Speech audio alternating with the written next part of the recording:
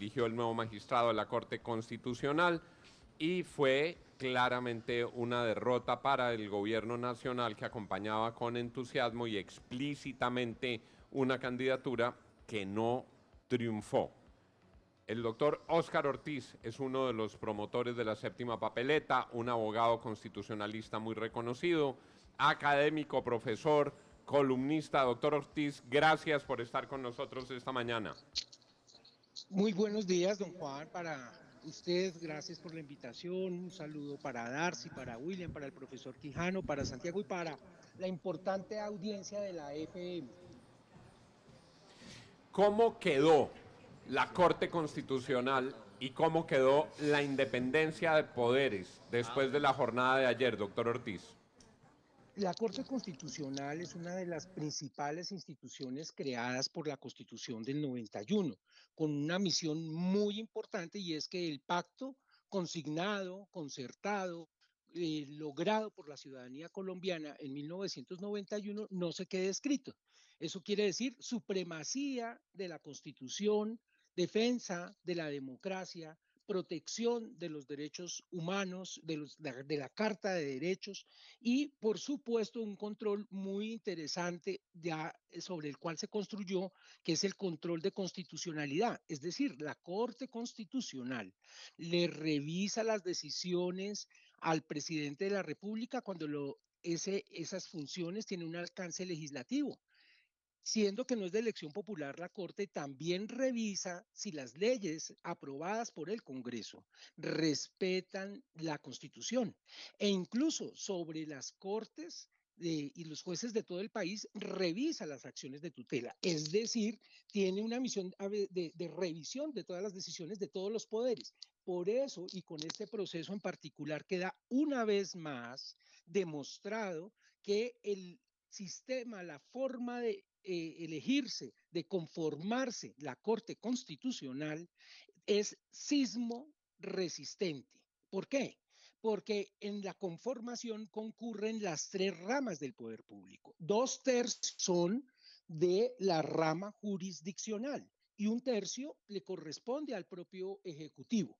Por ello es por lo que el presidente de la República, no todos los presidentes, porque los periodos son de 8 años, tienen una representación en la Corte correspondiente a 3 miembros, y las ramas jurisdiccional sumadas Corte Suprema y Consejo de Estado tiene 6 miembros de su origen, y eso no se altera ni siquiera cuando hay reelección. Lo Claro, que vimos doctor ayer Ortiz. sí fue un intento de capturar por parte del gobierno una terna que originalmente que fue presentada por la Corte Suprema. Sí, William. Doctor Ortiz, a ver, la gran inquietud que hay es cómo va a comportarse la Corte cuando tenga que examinar las normas que emanen de este gobierno o que salgan del Congreso y que hayan sido impulsadas por el gobierno nacional. ¿Actúan con algún tipo de sesgo político, de cercanía o de aversión al gobierno de turno los magistrados cuando tienen que revisar constitucionalmente las normas que le llegan a su despacho? Desde luego pesan ciertos sesgos, para usar exactamente el mismo término de William, pero no se entienden como filibusteros, como personas que están capturadas por quien los nomina, porque desde luego el parámetro al que le tienen que ser fieles es a la Constitución misma. Desde luego hay inclinaciones, hay afinidades.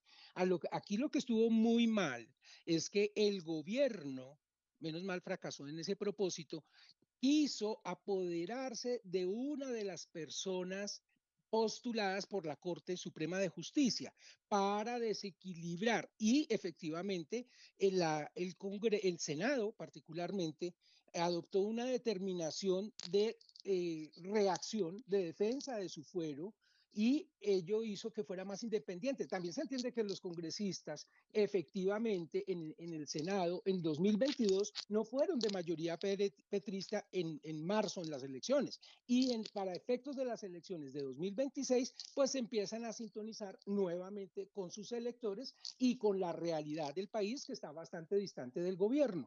La reacción, como nos la han estado informando Darcy y Santiago, pues es que efectivamente el gobierno hizo el mayor de los esfuerzos, incluyendo al señor ministro Benedetti, encargado de delegatario de algunas funciones presidenciales y pues efectivamente perdió esa pretensión desbordada y efectivamente se mostraron reflejos constitucionales que protegen esa estabilidad. Son las 7 de la mañana, 4 minutos. Le agradecemos al doctor Óscar Ortiz que haya estado con nosotros esta mañana. Muchas gracias, Juan.